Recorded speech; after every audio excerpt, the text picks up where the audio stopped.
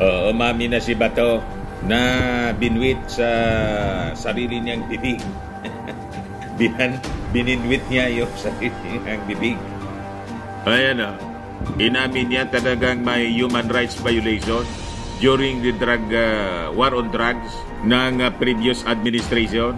Kita ninyo, talagang dapat talaga pumasok na yung ICC.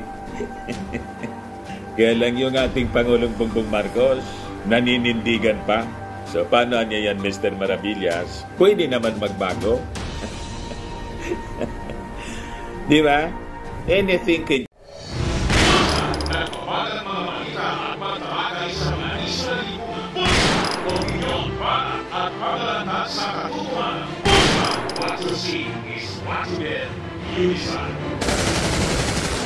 Change. Wala mang permanente po, mga kababayan dito sa mundo. Ngayon hindi, pwede. Baka bukas, pwede na.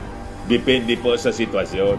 O ngayon, dito sa pag-amin ni Bato, na may human rights violations talaga. Kaya nga po iniimbestigahan. Ayaw man ninyo sa ICC. Yung Congress, nagsasagawa ng investigation ngayon. Ayaw man ninyo. Sabi ni Maudix, hindi niya yan yung proper video. Dapat sa korte. Narinig na namin yan na ganyang mga palusot kay Pacquiao. Nang i-file sa korte, nag-disappear.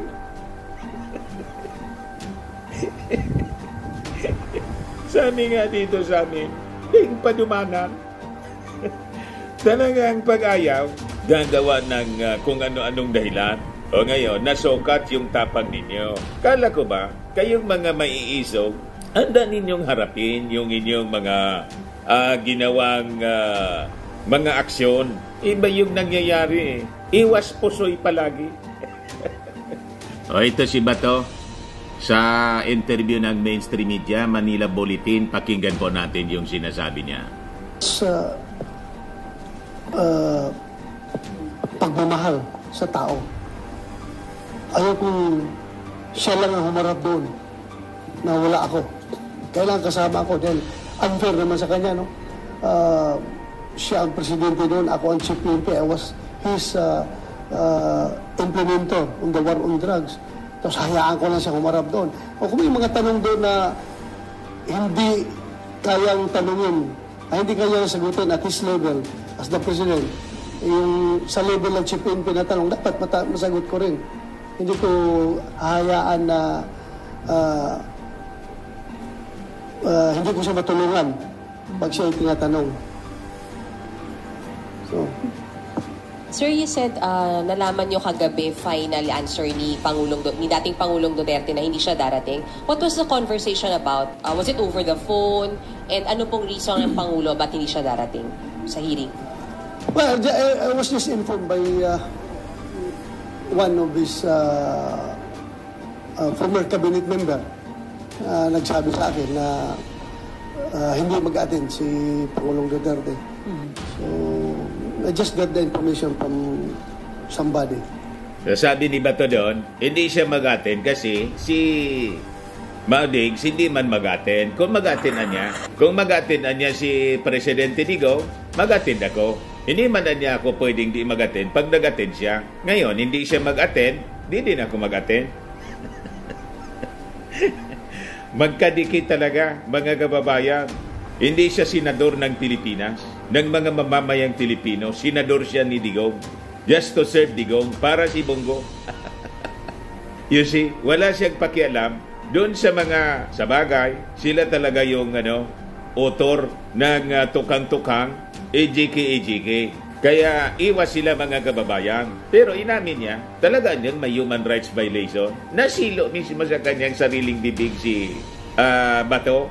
Yan hindi ko sinasabi na walang nangyaring human rights violation during the war on drugs.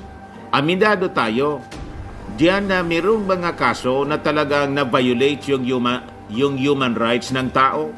Kasi kung wala, dapat hindi nakasuhan yung mga polis na gumawa ng kalukuhan. Kasi kung wala, dapat walang polis ngayon na nakasuhan, na na-convict o nakulong. Kita mo na, mga kababayan, yung mga polis na yon, hindi man yon sana gagawa ng tukang-tukang, ejiki.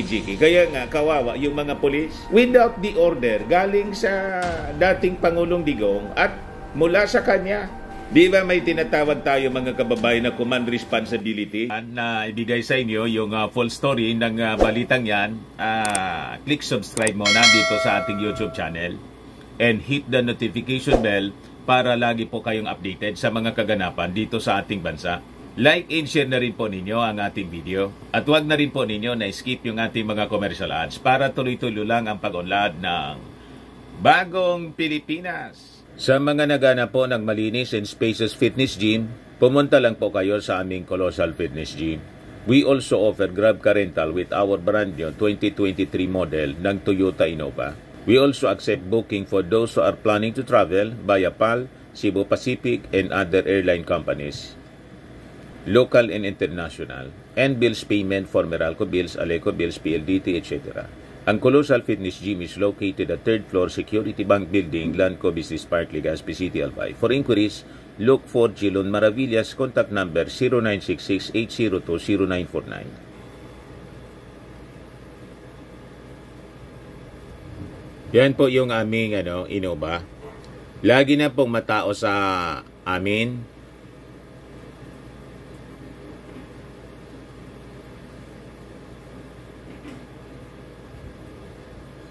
Yan po mga bagong clients namin. Napakaganda at colorful at napakalinis ng aming gym po. Pati mga foreigners po pumupunta sa amin, mga British tourist po sila dito sa Legazpi. Na-set up na rin po yung aming mga brand new gym equipment.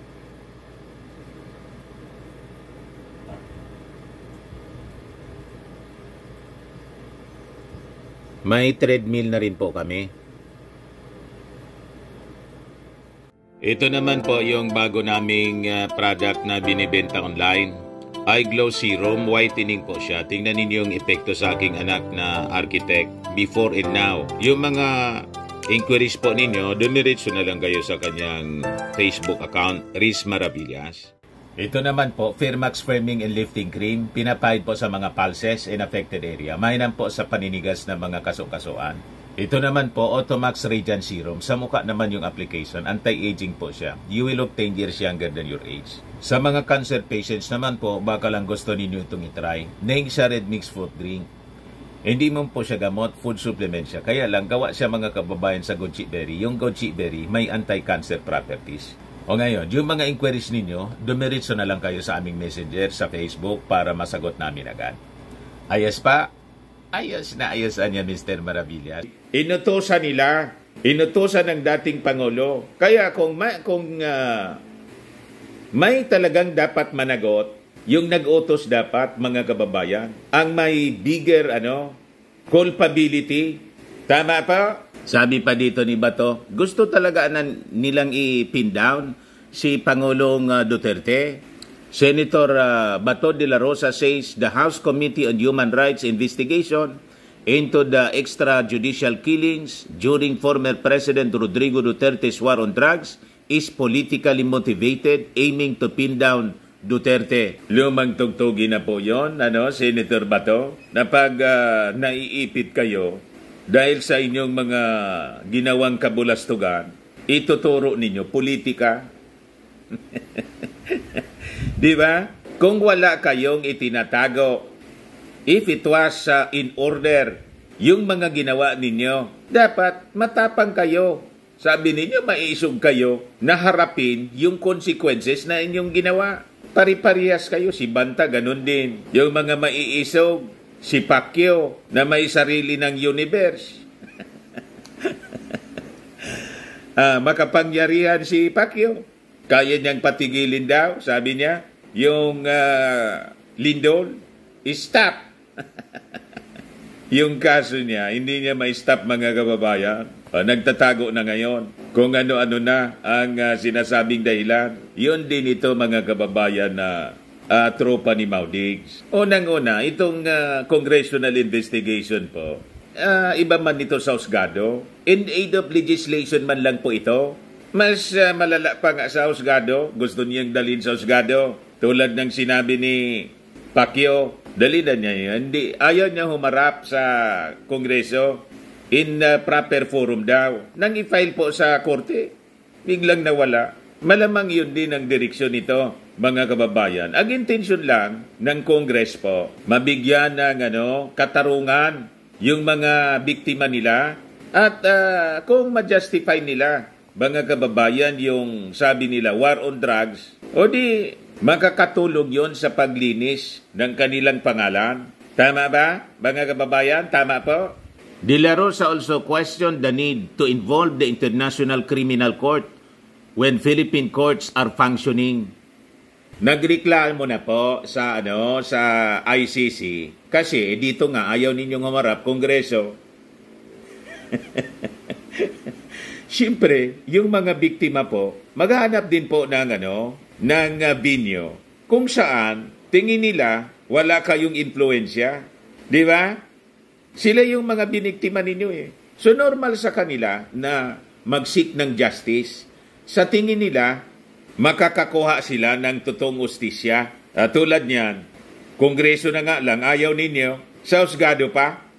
Kaya hindi sila mag-file. Yung mga victims po, yung mga abogado nila, hindi sila mag-file dito sa local courts kasi tingin nila hindi man sila magkakakuha ng ustisya. Grabe palusot po ninyo. Congressional investigation pa nga lang, ayaw ninyo. Ayaw ninyong harapin yung pagtatanong ng mga congressmen. Sabi nga po ni Congressman Abante, bibigyan kayo yung dating Pangulo ng patas na trato. Sabi po ni Congressman Abante, the invitation niya to former President Rodrigo Duterte is an opportunity for him to personally address issues that have been brought to light during our ongoing inquiry regarding the war on drugs that was undertaken during the administration. Bibigyan niya namin siya ng patas na trato. Si Abante po, pastor yan, and tingin ko, narinig ko yung flow ng congressional investigation ng kanyang committee po. Malayo doon sa investigation ng PDEA leaks, mga kababayan. May pagrespeto sila sa mga guest nila, invited resource persons. Tinatrato ng tama, lalo pa yung dating Pangulo. Siyempre, dating Pangulo siya, yan mismo yung assurance ni Congressman Abante na isang pastor. So anong kinakatakot ninyo? Unang-una, kayo mismo ang nagdideclare na kayo yung mga maiisog. Saan ka nakakitang maisog na congressional investigation pala, takot na kayong harapin? Sabi ninyo, magagaling kayo. Ito si dating Pangulong Digong, laging nagyayabang. So bakit hindi niya harapin yung mga complainant sa war on drugs? Di ba? Ito yung sabi ni Harry Roque. Our former president firmly believes that the lower house is not the proper forum to investigate any criminal allegation against him. As guaranteed by our Bill of Rights, Congress cannot compel FPRRD to be a witness against himself. Hindi man siya po mag-witness laban sa kanya na ididiin niya yung kanyang sarili. In-invite siya doon para maglinaw kung ano nangyari, bakit ang daming mga biktima na yung iba, mga bata, wala mang armas para masabi pong lumaban or nanlaban. So yun ang kanyang lilinawin. May kasabihan po na pag umiiwas po sa ganitong mga inquiries, ang ibig sabihin kasi, guilty. Tama po? So pag talaga hindi sila magkakuha ng hustisya dito sa Pilipinas, mapipilitan po yung ICC pumasok kasi ayaw ninyo mag-cooperate dito sa local investigation. Kongreso pa nga lang, in aid of legislation. How much more kung sa husgado? Di ba? Tapos sabi niya, Tatay Digong is unafraid to face all his accusers in any domestic court. He will cooperate and participate in any criminal investigation provided that Filipino prosecutors conduct the proceedings, sabi po ni Harry Roque. Mga palusot man lang po ninyo. Kaya, Kung ganyan yung laging nirarason po ninyo, baka sa susunod na mga araw, siyempre yung ating Pangulo nagmamasid ng, magiging behavior ninyo. Ay, hindi naman niya nirespeto yung invitation mga lang ng Congress. Malamang nga niya, pati sa husgado, hindi nila irerespeto. Hayaan ko na lang niya yung ICC. Ugutin sila dito, kaladkarin sila dito ng ICC kasi halangan man hindi magkaroon ng ustisya po yung ating mga kababayan. Sabi po sa report, more than 20,000 po yung biktima sa war on drugs. So nasa sa inyo yan eh.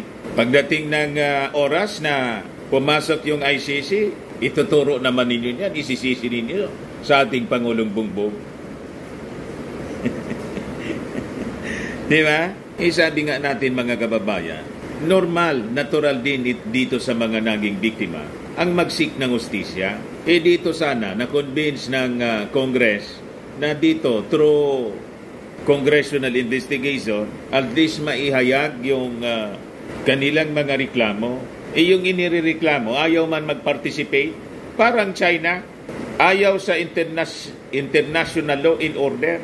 Gusto gumamit ng puwersa. Hindi nila nire-recognize yung right natin sa West Philippine Sea. Basta sila lang yung kung ano yung claim nila, yun ang tama. Yun din po mga kababayan itong kampo ni Maudigs. Basta sila lang ang tama. Yan ang mga mindset nila, mga kababayan. Ayan man lang po. Ako po si Dante Maravillas. Bye-bye. God bless.